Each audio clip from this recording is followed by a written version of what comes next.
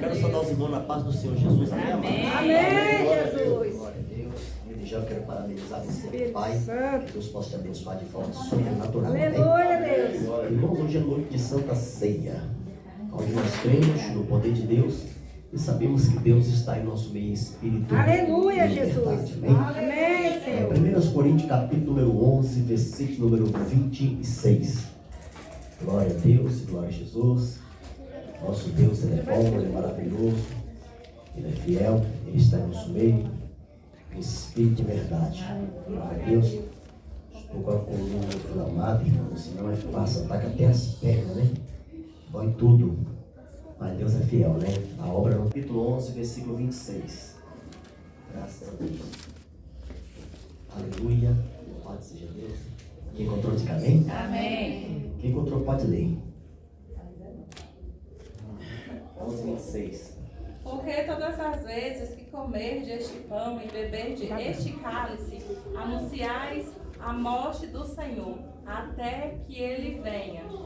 Glória a Deus. Amém, irmãos? Amém. Glória a Deus. Senta aí. Glória a Deus. Todas as vezes comer este pão e beber esse cálice, anunciai a morte do Senhor até que Ele venha. Quem tem anunciado aí? Aleluia, Que Deus. Deus possa abençoar os irmãos de forma sobrenatural. Amém. Glória a Irmãos, eu Jesus. quero falar nessa noite aqui sobre 7 tipos de ceias na Bíblia. A Aleluia. primeira ceia é a ceia do pecador. A segunda ceia é a ceia do Evangelho. A terceira ceia é a ceia do amor. A quarta ceia é a ceia da comunhão. A quinta ceia é a ceia do Cordeiro. A sexta ceia é a ceia do grande Deus. 7 é a ceia do Senhor. Glória a Deus. Quando diga amém. Aleluia. A Bíblia diz no livro de Marcos, capítulo de número 6, versículo de número 21, havia um homem por nome Herodes.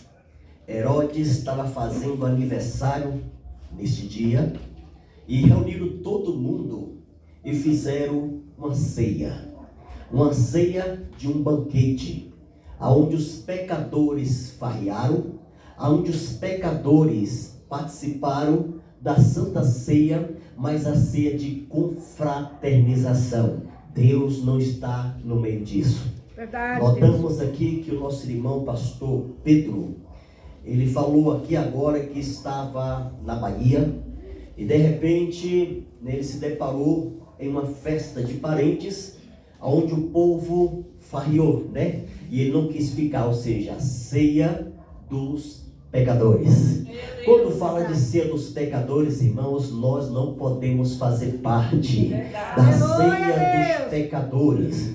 Eu vejo muitas pessoas que quando o povo faz festa, eles têm prazer de sentar na roda dos escarnecedores e ali ficar ali sentado falando coisas que Deus não agrada. Irmãos, Deus não proíbe você de não ir, não. Deus, Ele quer que você vá, mas porém faça a diferença. Amém, Jesus? Notamos que Jesus sempre sentava na mesa dos pecadores. Amém? A segunda ceia é a ceia do Evangelho. Lucas capítulo de número 14, versículo de número 16. Porém, ele lhe disse: um certo homem fez uma grande ceia e convidou a muitos. Não importa quem seria convidado para aquela santa ceia. O mais importante é que todos estavam ali para compartilhar um com o outro a ceia de alimento, onde o povo comeu, se fartaram e também glorificou a Deus. Lucas capítulo de número 14, versículo de número 16 fala sobre a ceia do amor. E dizia também ao que tinha convidado: quando deres um jantar ou uma ceia, não chames os teus amigos, nem os teus irmãos, nem os teus parentes, nem vizinhos ricos, para que não suceda também que ele torne a convidar vocês, amém? Aleluia, e seja nisso recompensado. O Senhor falou assim: vamos fazer uma festa. Nesta festa vamos convidar todos aqueles que nós não conhecemos, principalmente os inimigos, para ele participar desse grande banquete e saber que no nosso meio há um povo que tem amor pelas almas. Levanta a mão para adorar.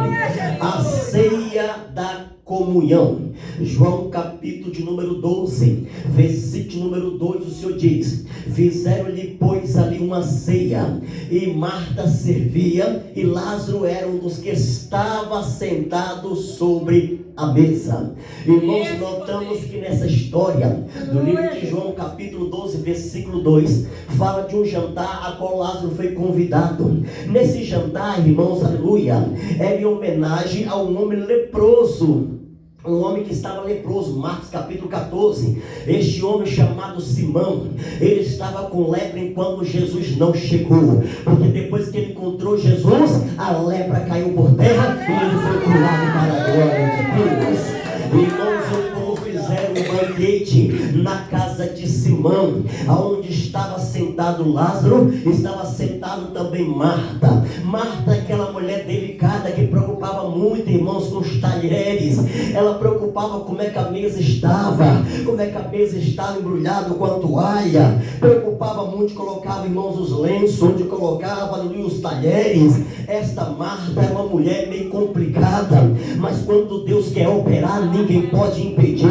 Eu só sei de uma coisa, que no meio desse reboliço, Deus fez obra também na vida de Maria. Maria chegou depois, mas Maria foi abençoada, perdoada por Deus, e o nome do Senhor foi glorificado. Então Deus levanta a mão para adorar. A Bíblia diz, irmão, sobre a quinta ceia, chamada ceia do Cordeiro. Apocalipse capítulo de número 19, versículo de número 9, o Senhor diz assim: e disse-me, escreve, bem-aventurado aquele que são chamados a ceia das bodas do Cordeiro. E disse-me, estas são as verdadeiras palavras de Deus. Irmão, no dia da Santa Ceia lá no céu, vai reunir os anjos também. E quando os anjos se reunirem, aqueles que passaram, irmãos, desta vida para outra vida, também vai estar sentado lá. Eu creio que quando chegar o meu dia, o seu dia também, nós vamos sentar com Isaac, Abraão e Jacó, e iremos participar desse grande banquete, não na terra, mas um banquete lá no céu. Quem acredita nisso, levanta a mão para o adorar. Aleluia. A Bíblia fala sobre a ceia do Senhor. É o sexto. Apocalipse capítulo 19, versículo de número 17.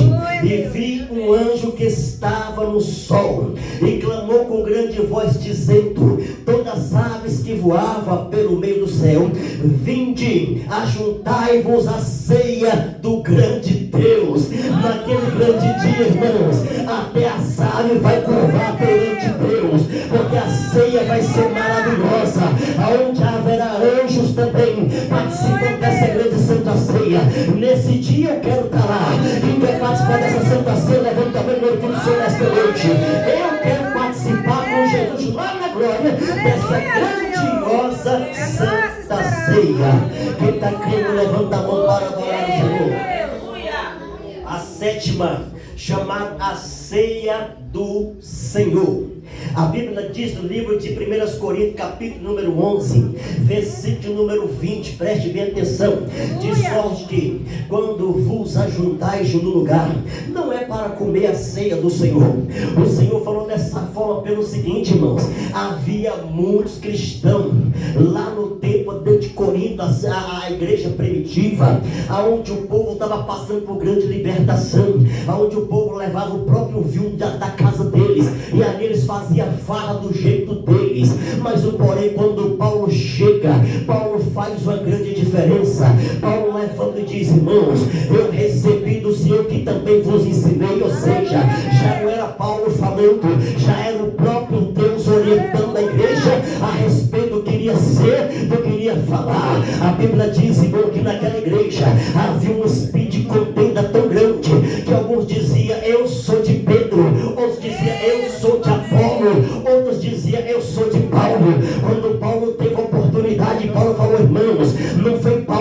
Paulo nem Pedro que morreu na cruz por você, mas foi Jesus Cristo que deu a vida por vocês. Então adore a Ele, exalta Ele, porque é Jesus que tem que ser glorificado, porque a estrela que brilha aqui é Jesus de Nazaré. Quem concorda comigo, levanta a mão para o nosso Rei.